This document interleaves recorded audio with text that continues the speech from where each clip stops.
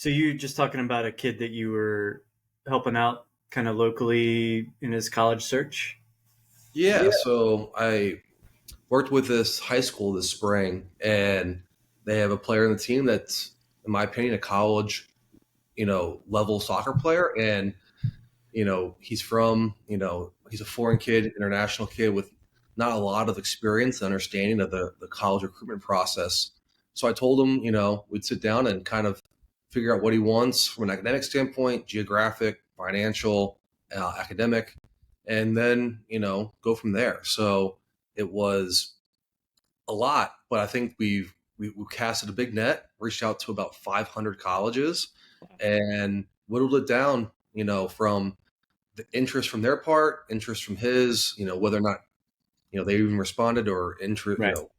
all that stuff. So he's well on his way. I think he's like about down to 75 colleges as it is, and Uh-huh. starting to look at visits, camps, Right. so on and so forth. So it's been So going from well. from an example standpoint, so once you get it down to, say, send out an initial wide net of emails and just seeing kind of what kind of interest you can drum up, and then once you get it down to, I think you said 75, right?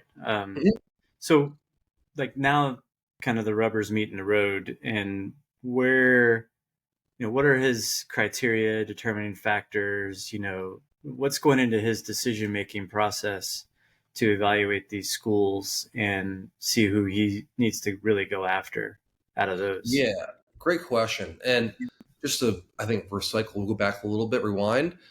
500 is a lot of schools. And Yeah. I think and the reason why we did it is I wanted him to be like, to learn. I was like, here's the deal. We'll reach out to the top of the line Division 1, and we'll Mm-hmm. go to the top line to the bottom of Division 3. And I was like, I'm a free market capitalist.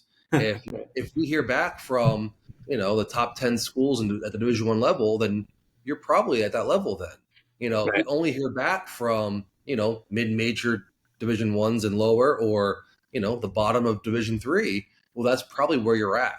Mm-hmm. And so I was like, I'm not going to tell you what level, you are. We're going to let the 500 coaches that we reach out to Right. kind of decide, where you're at. Right. So it's not perfect. As you know, sometimes coaches don't even read their emails, but I think that it is a fairly indicative way to go about that process. Right. Um, so we did, we looked at where he wanted to go to school and what part of the country, what his major wants. Looked at schools that offer international scholarships and financial aid, because Mm-hmm. price was something that is important to him and his family. He's a forward, so I encouraged him to look at schools that had graduating forwards. That was not definitely a deterrent from emailing schools, but something that when we reached out to him, we would put in the email, "Oh, I saw you have a graduating senior or whatever in my position." So we did our due diligence, and he heard back from over 200 schools, and from there, kind of whittling down what he wanted, from that experience, so on and so forth. And 75 is still a lot. I told him, he needs to get that down to 20 by the end of the summer, and Right. then start making visits based off of all those other things. Right. So yeah, we're here today with the head men's soccer coach at Sewanee, University of the South. Two names. It's a little confusing for those of us who don't know what that is. So, That's right. is Sewanee like an old name, University of the South, or are they kind of interchangeable? How does that work? Kind of flip flop. The Okay. University of the South is the original name. Okay. Suwannee is the town that the University of the South's in, Uh-huh. because it is a mouthful. And I Yeah. think the nickname Suwannee has kind of taken over. In athletics, we go by Suwannee. We don't, on our uniforms and whatnot, it's always Yeah. Suwannee. Yeah. So yeah, Tony Pacella. I say that right? Pacella. Close Pacella. enough.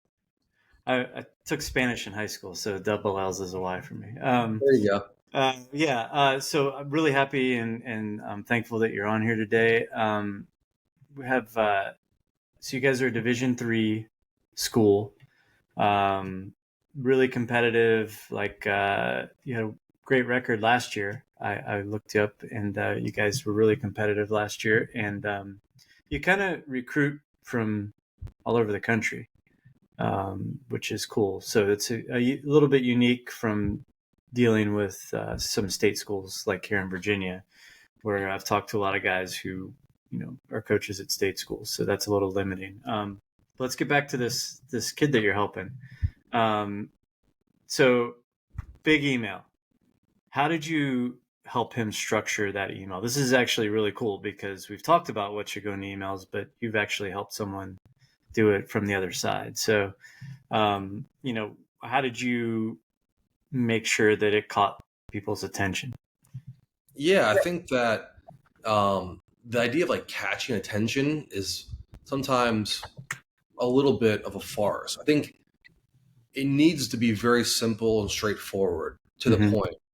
And I'm probably going to miss something, but I think every good email will have their name, their graduation year, their GPA, their ACT or SAT scores if they have them, team they play for, the position, their jersey number, and maybe a list of upcoming events.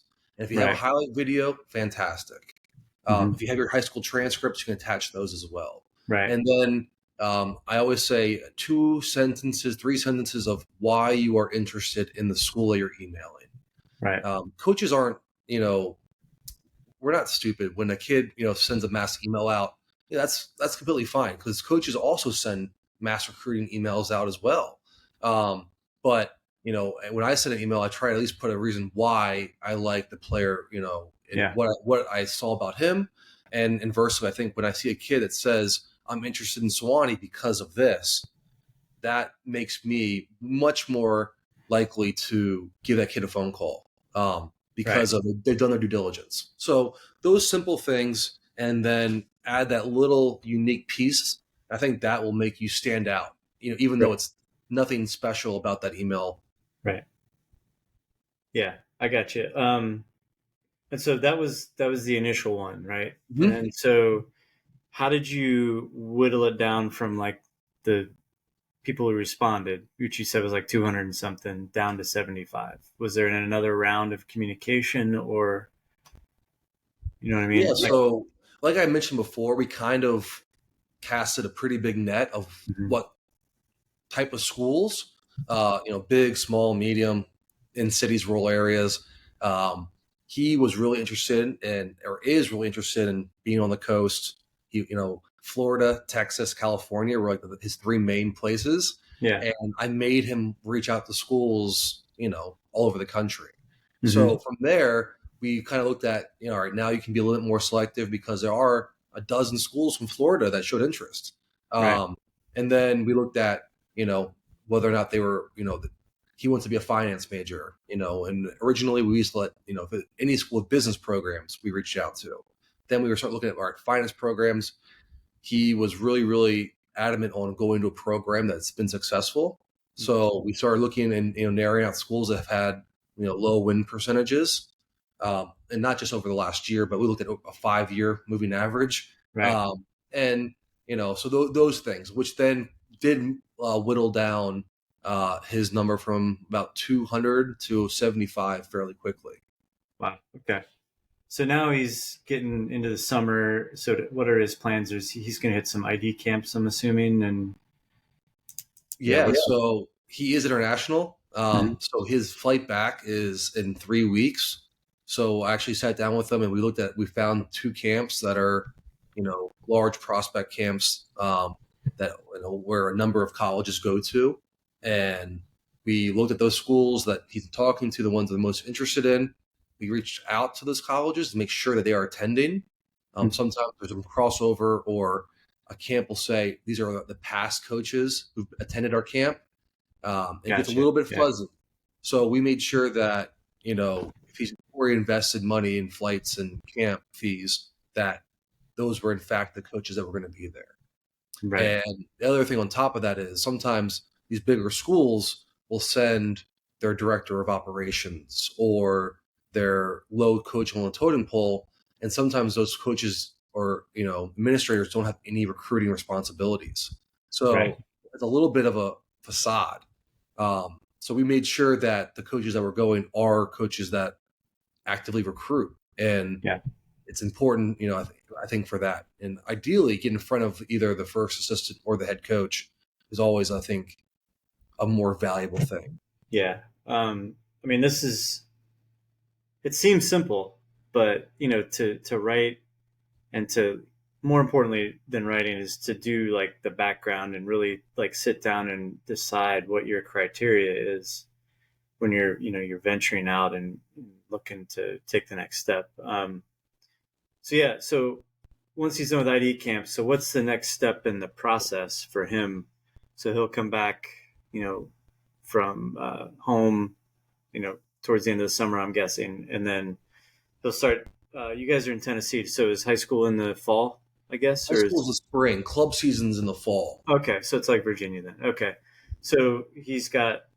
Will he be a senior or junior? He'll be a senior. So Okay, he's 2024. So, gotcha. you know, his job is this summer to be in contact with these schools and kind of figure out which ones he builds the closest relationships with, Hmm. but also what schools are still interested after watching him play at these next two ID camps, and Yep. kind of going from there. And then, in a way, I told him is I think we need to figure out five or so schools that you want to go to their actual ID camp. Right. The one days. A lot of these schools offer something in the spring, sorry, in the winter or fall. Right. And, so you can kind of piggyback a visit, a camp, meet with the coaches, and hopefully even watch a game if it's in the fall and get a really good idea of what it's all about. And so you can't do that with, 45 schools. But if you can, I think 5 to 10, 10 is pretty high, but I think 5 is a good number. Hmm. And from there, hopefully you can figure out which is the best fit for you. Gotcha. Yeah. So I mean, I'm gonna have to check back with you and see how this kid's doing. So Yeah, we'll see. I think he's in a good spot right now, but yeah. being international, the fact that he's going away and he's not visiting schools this summer will Yeah. make it a little bit more difficult for him. Yeah. And, the whole international piece also is interesting, but that's Yeah. for another day. Right. So let's talk about recruiting to a school like Sewanee. I mean, what are the challenges? What type of kid are you typically is coming to you, and just talk about I don't know a day in the recruiting life for you, and um, obviously our audience is kids and their families, so kind of look at it through that lens as well. When we're talking Absolutely. about yeah. So if you look at my roster, Hmm. 95% of my team comes from the Southeast, Hmm. Texas through Kentucky up to Virginia and down to Florida. Hmm. That said, we have a few outliers. We have a boy from Oregon, kid coming from Colorado, Chicago. Um, so we do have guys that are outliers in that sense. But, you know, Suwannee has the largest pool, and name recognition in the Southeast. And that's where we get the best bang for our buck from a, recruiting standpoint. We Right. don't have an endless budget. So we have to, go where people know our name. And, Yeah. we carry a lot more weight in Birmingham than we do in, Seattle. And that's just the way it works. But from a soccer player specifically, we have 11 incoming freshmen. Eight Wow. of them played in the ECNL. Hmm. One and two played MLS Next, and one played on his state league team. So it is very heavily in the the ECNL, which is and MLS Next, but mainly the ECNL, and that's where we do a lot of the events. Kind of it correlates directly with probably with as much money we spend on our recruiting and the events we go to. Right. Um, I just see that as being some of the top level soccer in the States right now.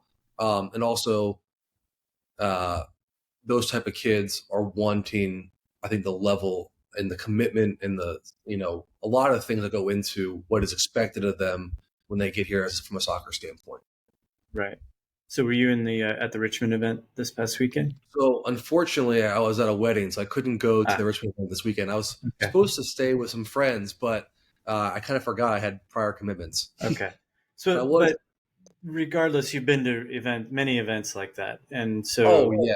So I was at yeah. the prior event in Richmond a Mhm. few months ago. We go to Uh, the Florida event.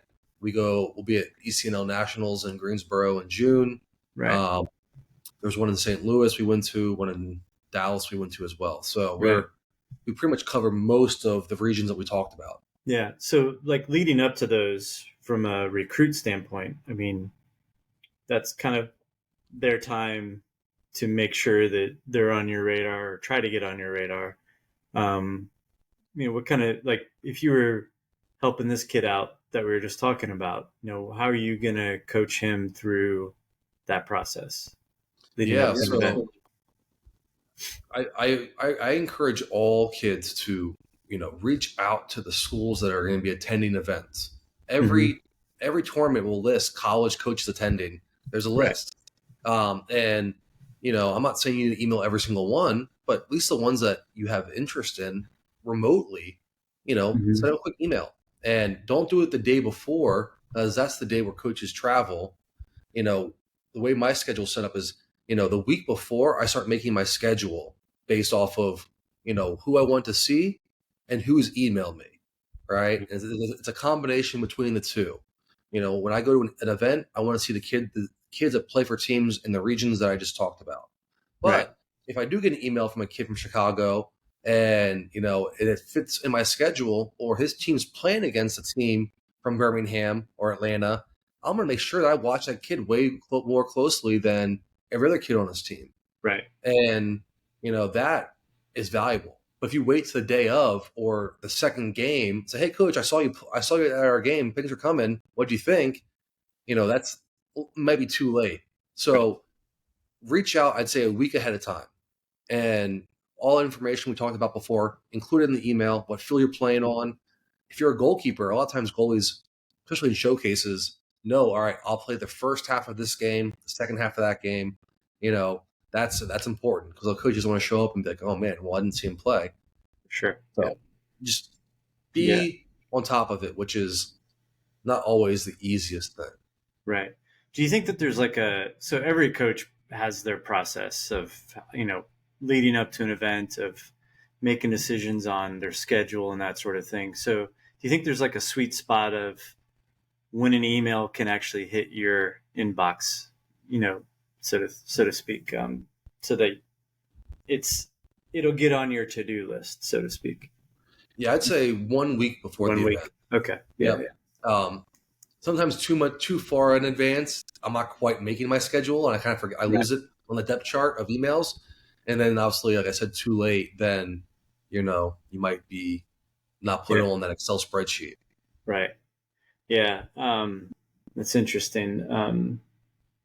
So yeah, let's talk about a little bit about kind of the differences. I've talked about this before with other coaches, but the differences in Division One, Division Two, Three, and then like there's not this huge discrepancy most of the time between like a D1 and a top end D3 and that sort of thing. And like it's difficult for a kid to know a lot of times where they fall in that pecking order. And so you were talking a little bit about like this kid. I keep going back to the original kid we were talking about, and just gauge the responses you get, and have that influence your decision as to where you continue to try to get responses and that sort of thing. So I mean, maybe just kind of help clarify. I don't know that it necessarily is clarifiable, but the differences, and help understand. I'm getting to a question, maybe. Yeah, no, I think you know I what I'm saying, but I know exactly what you're saying. yeah, I think that there's good soccer being played at every level right, in college.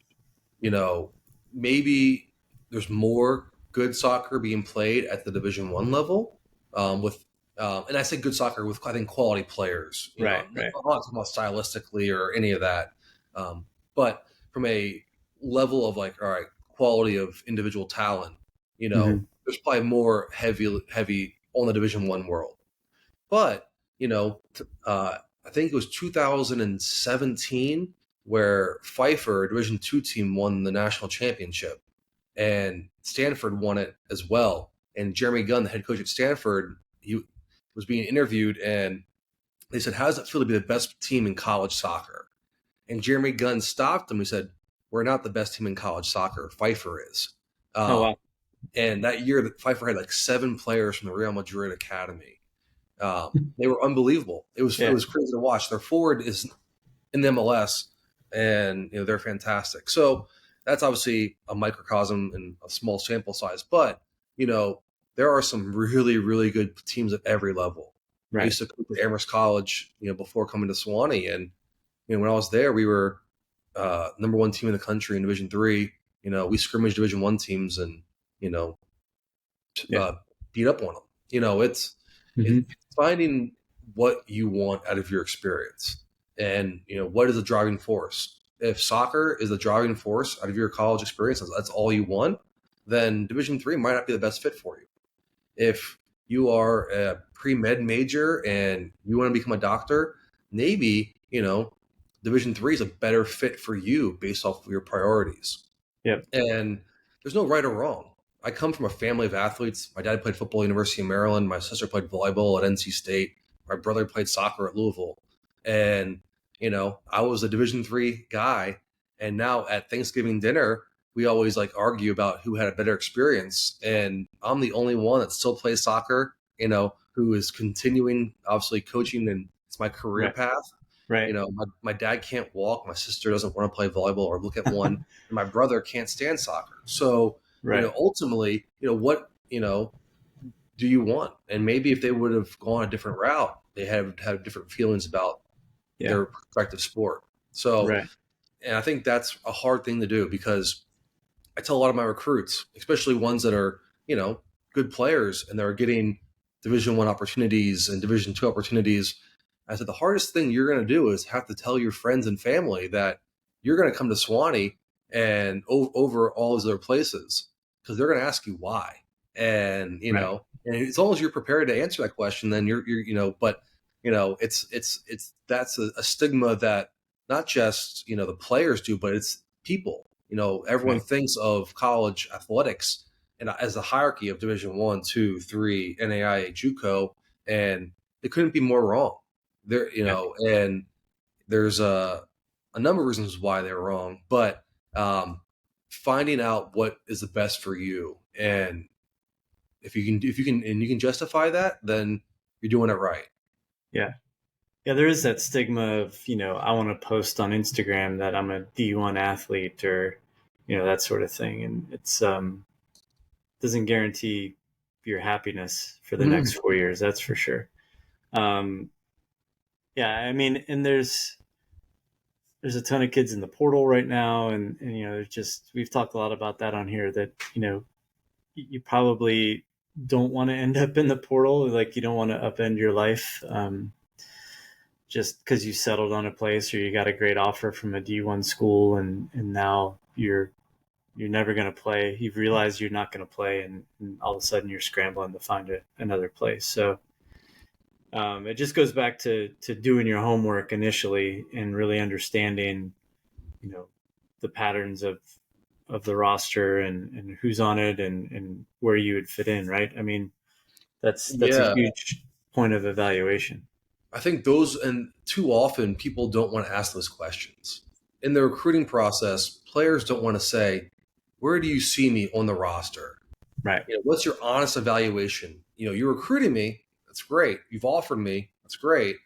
But, where am I on the depth chart? And if a coach can't answer that question, then I think that they probably can answer that question. They just don't want to. And Right. if they're willing to answer that question and give you, you're going to be the best player on our team next year, well, then maybe that's true. But I think that's something that recruits need to do, is like, all right, this sounds great, looks great, but what's my future look like in this program? Yeah. And that's something that is a hard thing to do, because a lot of times you don't want to know the truth. But I tell our recruits, before they even have a chance to ask, I tell them, and it's because it sets a precedent, so that if they do, come in, a month into the season and they wonder why they're not playing, it's like, well, we talked about this in your recruiting process, Right. and uh, or we had our best freshman this year. He was a rookie of the year in the conference. And I told him, I was like, I think that you're going to see playing time for us. I can't guarantee anything besides that. But, I think that you're going to be in a position right now that you are good enough to see minutes. And, if you don't play for us, that's a good sign. But, and he ended up being, playing the second most minutes in our conference last year. So, Oh wow. yeah, he did all right. But, Yeah. I'm personally not going to oversell. And, I think that that's something that kids need to do. And I think that would help with the whole transfer rate. Yeah. A couple of years ago, men's soccer was the most transferred sport in college athletics. Is that right? I didn't know that. I don't know if it's still, but it was like 45 years ago. The portal, people love to complain about it, but I also think, before the portal, coaches had too much power. And, and if you made a decision to go to a school and you didn't like it, the coach could say no, and hold it. And then you had to set a year's eligibility. And I think that's really wrong. Now it's swayed the power completely in the athlete's hands, which is not great. But, eventually it'll come back to the middle, and we'll see how it goes. But I do think that the portal's on paper, it's a good thing. Right. It hasn't been great, but it's also, I think it's no different than what our society is like. We've come to a society that commitment and is ever changing. Right. I can change what I want to do and with the wind, and look at divorce rates and look at everything else. So no wonder Yeah. why transfers are so high. Exactly. Yeah. But if you truly are just looking for the right place, then you do have to do your research, and you do, like you said, you have to ask tough questions. And so let's go back to that kid again. Like, as he's starting to interact with coaches down the line this fall, what questions are you going to be? What are his top 5 questions? Need to avoid really broad ones, right? So, Right. specific and that sort of thing. So any question that you can answer yourself, don't ask. Oh, what was your record? Good rule. Good. What conference are you in? Like, those are the questions that's like, come on, buddy. Right. In my opinion, so if you can answer the question yourself, don't ask it. Mm-hmm. Um, I would say, good questions are, where do you see me in the program? Right. What are, areas of improvement that I should be working on, that would better align me with your team style? And then that carries on to, what is your playing style? Right. Um, you know, and I don't like when kids say, oh, like, what Premier League team do you base your playing style off of, or something like that. It's like, Yeah. because I'll be quite honest, we don't play like any Premier League team. Right. But those type of questions that you don't know from your research. Right. You can ask, give me your ideal player from a, personality, from a athletic ability, let me and then be even more specific, in my position, as a center back, what's your ideal center back? And, and go from there. So questions that make coaches think, I think, are ones that I appreciate the most. And also, once you have them, open up a little bit, then they might be a little more honest with you about maybe who you are as a player. And maybe not questions that have been listed out for them that they're asking, That's exactly right. Questions that they actually care about, the answer. So, Yeah. And then, specifically for me at Sewanee, I love when kids ask questions about the academics. yeah. And I tell guys, if, if you're trying to make soccer 365, this is not the right place for you. This is a balance. And our guys are unbelievable students. And, there's a reason why a third of my team's pre-med and a third's pre-law. It's because, they're looking at the next 40 years of their life after college, Right. and they value that experience, and that's important to our program, our team, and our individuals, and we have to talk about that in the process, because if our Yeah. guys just want to come here and play soccer, it's not going to be a great fit. Right. Right. Yeah. I mean, everyone should look at, I mean, minus a very small percentage, right? Should look at the academic environment and how they fit in and that sort of thing. Oh, And 100%. and talk to, if they get there on a visit and they're talking to the other guys on the team, and how difficult is it to be a student and a player at a place, and that sort of thing, and time balance and that sort of thing. Yeah, it's it's a lot, I'm Oh, sure. 100, Even it's a ton. yeah. I mean, baseball visits, I tell all of our recruits, talk to, the captain and the guy who plays 90 minutes about their perspective on the program, the coaching staff, you Yeah. know, all that stuff. But more importantly, talk to, the junior or the senior who's never played, and, Yeah. and get their perspective on the program, the coaching staff, and so on and so forth, because it's really easy to be happy or in love with a program when you are the top dog. Yeah. But to have those feelings if you are towards the bottom of the barrel on paper, uh, you know, that their perspective is almost more important. And Right. I think you get a better sign of where the program's at if from those guys, because Yeah. I don't want to say they have any skin in the game, but it's a little bit different perspective. Right. um how does a kid determine if, like, his or her personality is going to fit with the coach's personality? You know what I mean? Like, some coaches are rah rah in your face.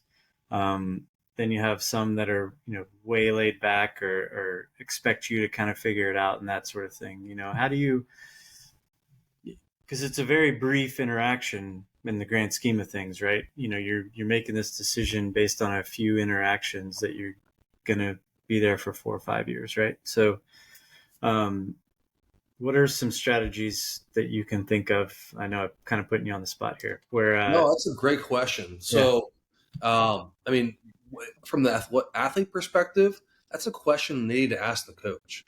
hmm, What type of coach are you? right, Are you a guy that is coach during practice, sits down in his chair during games? Are yeah, you yelling and running across the field and throwing your hat?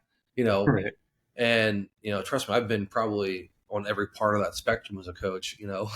But sure, I think that's a question a player needs to ask, because I know personally I was someone that I loved to be coached and yelled at, and my younger brother, who was a way better soccer player than me, all he needed was to tell how great he was and be coddled, and we were so different as players. right, So that is an important question, because I know some players thrive in certain environments and some don't. right, Um, so if a player asks that question, secondly, I implore you to watch games. And right, now with um, technology, every team live streams their games. For example, here at Sewanee, our games are archived. You can go back and watch our last, 6 years of games on our website. right, And, I encourage you to watch the game and get an idea of what the level's like and the players and the style, but also you can watch how the coach interacts with the team and the right, referees just from this film. So right, you can kind of kill two birds with one stone. And that should be something that is part of your decision making process. I don't know if it should be the biggest deciding factor, right, but that should be something that you're looking at. From a yeah, coaching perspective, I like to talk to club and high school coaches, not to get their necessarily evaluation of the player from a quality level. Sometimes I do, especially if I trust that coach. But what I do ask them is about the characteristics of that yeah, is he coachable? Does he, what, is he, you know, how does he interact with the team? Is he positive? Those things are what I talk to club and high school coaches. And heck, even if they list teachers, how do they, their high school teachers think about them, and so on and so forth. yeah. Um, so think about, like, you're out there on the recruiting trail, so to speak, and you're watching a match and you have an interest in a kid, and I'm sure some specific examples are going to pop in your head. So on one side, like what's coming to mind that's like been a real big turnoff for you? Just from a kid on the field, what are some of the things that you've observed that you're like, close your notebook and you move on kind of thing? Yeah. So just this past week, right, I was recruiting at a high school event, high school tournament here in Tennessee, and watching this team play. Um, and they have a player who's fantastic, really good player. And on the ball, he's great. Off the ball, he's kind of lazy. But as a coach, you're like, you know what? Like, he needs to be coached up a little bit, maybe demanded from those things. But as I watch the game, I see how he interacts with his teammates. I'm Yeah. like, he's kind of negative. He's kind of just grumpy. And, then I watch, he scores a goal, right? Uh, he runs past his teammates, runs to the crowd, right? Flaunts, does like the Cristiano Ronaldo celebration. Right. And I'm like, all right, that's not the end of the world. But I'm like, it's starting to add up though. Like, and then I'm watching, his team scores again. His whole team celebrates together. He stands there, walks back to midfield by himself. Yeah. And then he gets subbed out of the game for getting a yellow card for pushing a kid in the opposing team. Then he has words with his coach, throws a water ball against the fence. And I'm like, all right, there's some issues with this player that I'm not willing to, you know, go after. The juice isn't worth the squeeze, in my opinion. Right. And, those things. But Yeah. inversely, like I go to a game and, I usually sit and I listen. I want to find the guys that are talking, that are communicating, that are giving direction, generals on the field. And, if you can get, those type of players and, those natural leaders, that I think is one thing that will definitely separate you from a lot of our recruits or other players is just being very, very vocal. And what you're saying, not just yelling and screaming, but are you positive? You're encouraging? Are you, giving good information and direction? Right. Those things can absolutely help.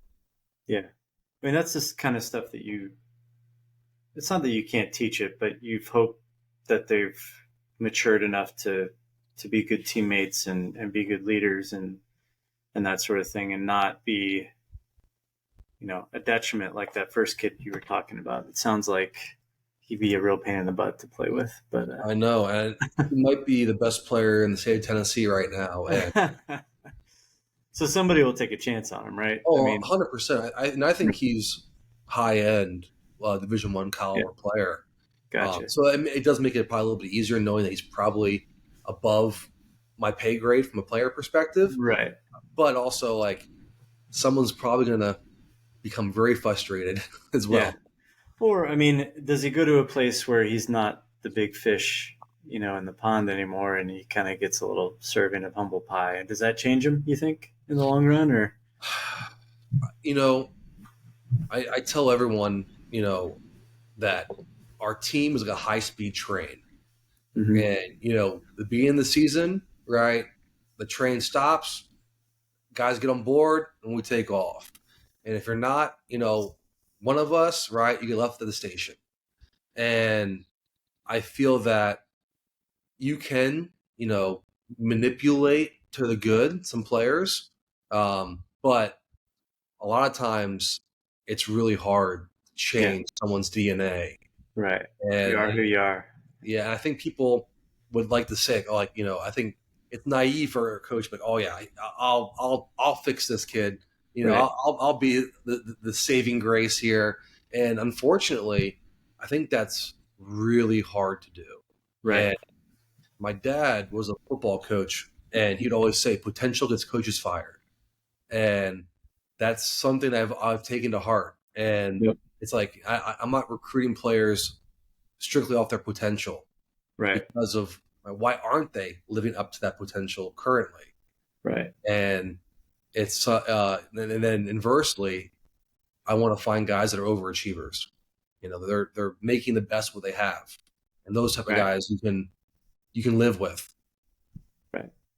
Yeah, I mean, you guys as coaches have way too much at risk to. I mean, if you're not winning, if you're not being successful, then your job is in jeopardy. So, you want to bring in kids that help support the mission. So, I mean, as a recruit, you have to be mindful of that with your behavior, right? I mean, you can't exhibit something. And Norris said it. Chris Norris, who's been on here, said it. He's like, someone's always watching, and I'm sure you've seen cases of where kids probably thought they weren't being watched and they were, and did something they shouldn't have, or that wasn't a good example of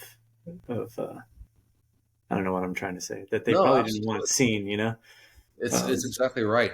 With technology nowadays, it's really hard to get away with anything. And if our jobs are, you know, on the line all the time, I tell my guys, my job's to turn, what decisions you as these 18 to 22-year-olds make on a Friday and Saturday night.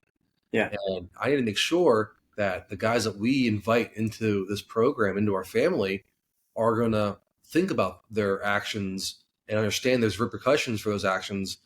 Um, and think about Coach Tony, when they're making decisions, ultimately, right, because that's on the unfortunate side of college athletics. If a math major gets arrested, they're not firing the head of the math department. But right, if the soccer player does, who is also a math major, well, then the soccer coach is held liable, and that's not fair, but that's the way it is. yeah, And we have to be very, very, cognizant of those things. right, Um, and it starts with the recruiting process, and then hopefully that you can also make them a better person while they're with you. But I think it's much easier to weed them out throughout the process, and that's why when visits occur, I tell our guys, as much as they're evaluating our Suwannee, our program, we're evaluating you. yeah, And I all of our recruits is like, our team is like the UN Security Council. One veto and you're out. And all I need is one player to come back and say, Coach, you know what? I didn't really like what he did here, what he said, right, and we were like, all right, fair enough. And an example of that, we had a kid from Alabama come years ago, great player.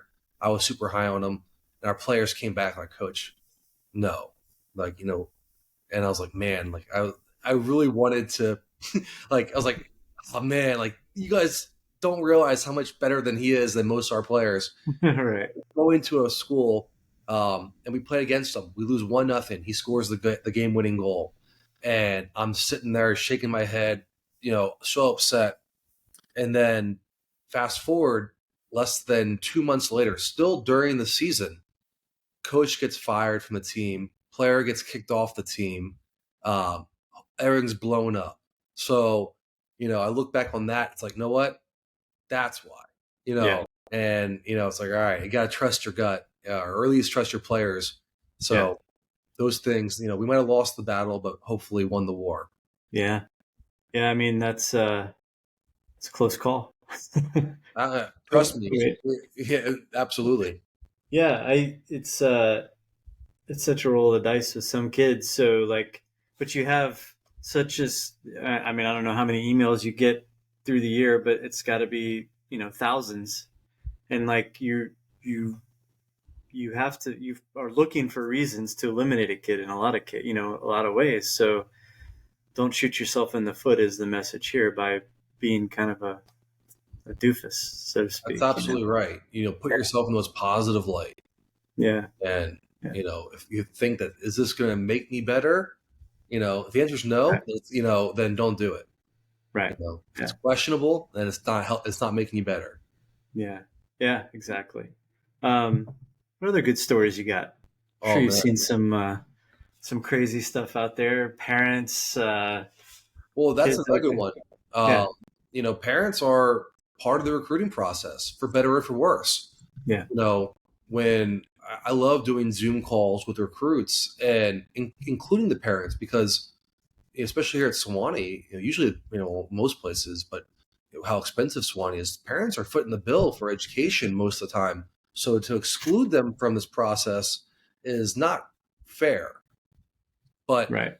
so I really do appreciate when parents are on the call and they have legitimate questions. But the other thing is, you go to events, high school games, club Yeah. tournaments, and you hear a parent on the sidelines, and they're acting a fool. I do like to ask, usually the parent who's handing out the flyers, like, all right, who's what number is his kid or her Right. kid? And it's like, all right, oh, that's good to know, because you know parents that are that way a lot of times for their club team or the same way for their high school or in college program, and become issues. Yeah. Um, I love sending an email out the first, day of August, right before preseason, and say, parents, can't wait. Returning parents, welcome back. New guys, new parents, welcome to the team. Can't wait to coach your sons. And basically say, when it comes to the health and well being of your son, I want to be, this is my cell phone number. Call me, text me anytime. Right. Everything else, your son's a grown man. I'll have all those conversations with him, Right. and and that it actually has worked out fairly well.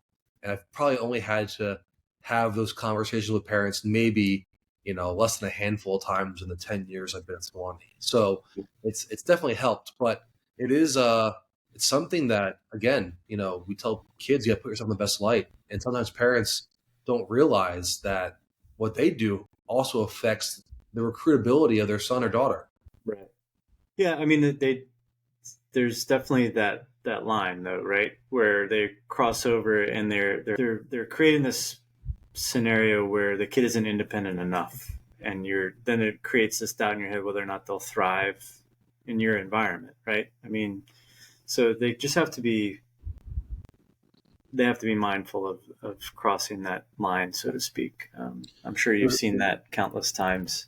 Oh, there's You no know, doubt, especially like when I'll get an email and it's from the parent's email address.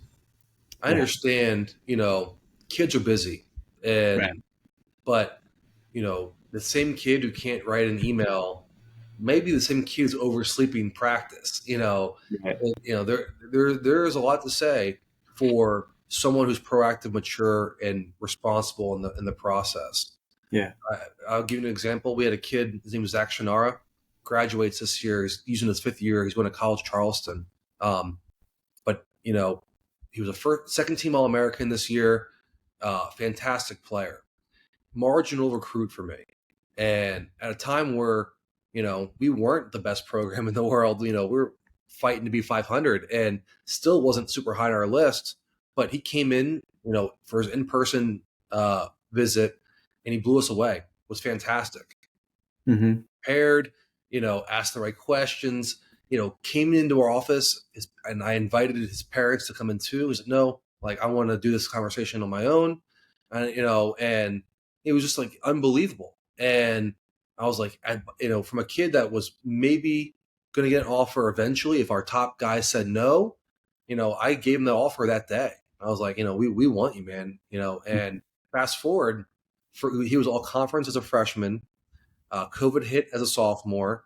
He tore his ACL the first day of his junior year. Comes back senior year, was second team All American, and he's a success story, completely. And his maturity was probably the biggest factor in his recruitment. So Right, those things can add to your stock. There's no doubt about it. And if he wasn't nearly as mature as he is, we mm-hmm. probably wouldn't have offered him. He probably went to one of our competitors and kicked our butt for 4 years. Right, right. Yeah, and I was thinking before you told that story about uh, like the way a kid interacts with his parents. You're also probably watching that. Um, I thought that's where you're going to go with that story when you said he didn't want his parents in the meeting. But yeah, I mean, you definitely watch. How what they say to their mom and dad, and how they interact and that sort of thing. Just that's the way they're going to 100%. treat you. It's exactly right. You have to look into everything. And him leaving his parents out of the conversation just showed how, he didn't need someone to, lead him. Right. He was prepared. And again, I talking out both sides of my mouth because I do encourage parents to be in the Yeah. conversation, but Yeah. he was, pretty dead set on what he wanted, and his parents were fine with it. So, but Yeah. yeah, it's you look at everything, how they, when their siblings are at games, how they treat them, and if Yeah. you know, parents are, and I mean, what are they doing after games? Are they picking up the trash and organizing the balls, carrying the coach's stuff, or are they Right. taking off and you know, when teams are talking at halftime and after games, are they focused? Are they having eye contact with their coach? Or are they drifting off and can't wait to go get lunch? Those things they're valuable. Right. Yeah. You don't want an eye roller or That's exactly someone. right. Yeah. Yeah. There's a lot to think of, as a recruit, but it also is just kind of, you know, the habits that you've created for yourself, and um, one thing I was thinking about earlier was, parents sometimes, I'm a parent, so I'm speaking from a place of authority here. You, they seem to in a lot of cases be afraid to let their kids fail. And, I think that's a lot of times why they're the ones reaching out to coaches, because they don't want a kid to write an email that they wouldn't have written themselves, that kind of thing. So it's the independence is probably the message that that needs to be sent rather than just writing the perfect email, right? Yeah, Right. I think it's okay for your parents to proofread it, right? Right. Right. I will say that if you send an email with a ton of grammatical errors, it second guesses my Right. thought on whether or not you can hack it academically here at Sewanee. Right. But I'd rather see a spelling mistake from your email and knowing that it was written by a high school junior Right. than a parent who's an English professor. Like Right. Right. it's that absolutely means more to me. And yeah, I think you're absolutely right. We created this bulldozer mentality for parents to make their lives for their kids as easy as it can. Right. And I think sports are probably one of the few places now where kids can fail, and and parents don't have any control over it. Essentially, Yeah. they're paying off the referees. But you know, it's it is important. I think because obviously look at our jobs. We need kids that can handle adversity, that can handle some tough circumstances, and the recruiting process is one of them. Yeah. And I we definitely in our recruiting, we took 11 incoming freshmen, but 9 of them applied early decision. So most of our incoming class committed to Sewanee in August. And, we want kids that want to be at Sewanee. So, kids that, they came to our camp in August. We had really good, experience with them soccer wise. We knew their academics were strong. We liked their personalities. We worked with them. And then, the next thing is, are you willing to make that decision? How bad do you want to be here? And if you really want to be here, I'm more likely to extend an offer. If you're, shopping around, a dozen schools and you're like, I don't know, well, then it might not be the best fit. So that's another thing to think about. If you are maybe a marginal kid or player, you're more likely to get an offer if you are willing to commit earlier. Mm-hmm. It's just like most things, right? So it is, if unless you're really really good, it's hard to get an offer late. Right. Yeah, for sure. And a lot of people think the opposite. Mhm. They're waiting around for you know for Indiana or Maryland to give them a call, and unfortunately, that's not going to happen. No, no, probably not. Yeah. Yeah. So you and I got connected by Tommy Denuzzo, the head coach at Hampton Sydney.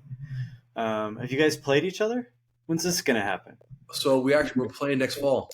Oh, cool. Yeah, Are you playing there? Or are you playing in Farmville? we're playing in Farmville. So Okay. I was brilliant, and I decided that we're going to play WNL on Friday, and then play Hampton Sydney on a Sunday. So a nice brutal weekend for us. Yeah. Yeah. But I hope excited. that, yeah, it's an exercise in resilience and grit there, huh? Oh, absolutely. Yeah. I mean, obviously, WNL probably be a top 10 program next year, if not higher. And then Hmm. Sydney, I think, you know, they've their recruiting the last 2 years have been some of the best in Division Three. They're doing a great job, and Hmm.